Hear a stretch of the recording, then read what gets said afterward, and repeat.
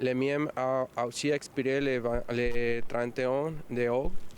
Et en ce moment, j'ai perdu mon statut de travailleur. Arrivé depuis 2017, M. Velasquez-Lopez a perdu son emploi en 2022 alors que l'entreprise qui l'employait a été vendue.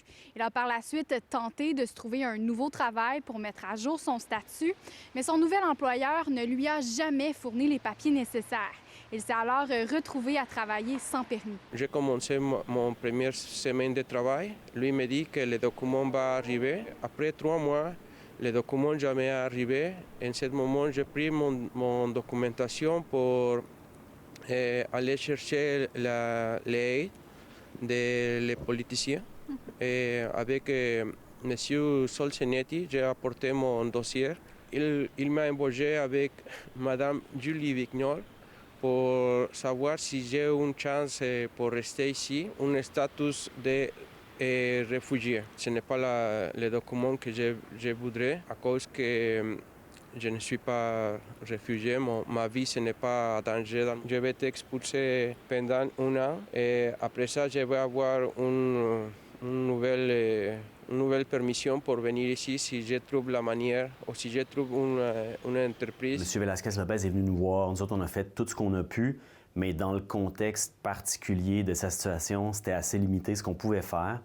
Et là, on souhaite juste qu'il trouve une façon de revenir, puis revenir dans la famille, finalement. À début de 2017, j'arrive à Québec sans parler rien la langue française.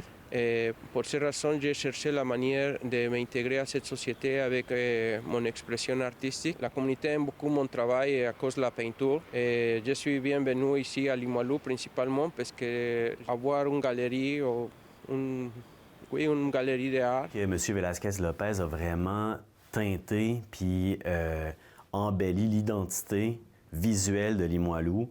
Il a participé à la culture, il fait partie de Limoilou. Tu sais, les gens, tout le monde le connaît, même s'ils ne connaissent pas personnellement, ils connaissent par ses œuvres. Puis c'est vraiment, je pense que tout le monde est vraiment attristé de ce qui se passe. Puis... Je cherche un emploi seulement pour contribuer à la société. Ce n'est pas important. Moi, je vais continuer mon travail artistique.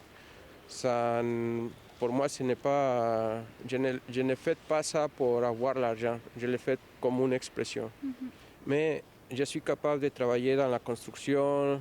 J'aime le travail physique aussi. S'il y a une compagnie qui me donne un job, je vais le prendre pour avoir la permission, pour avoir une autre chance pour venir ici à Québec.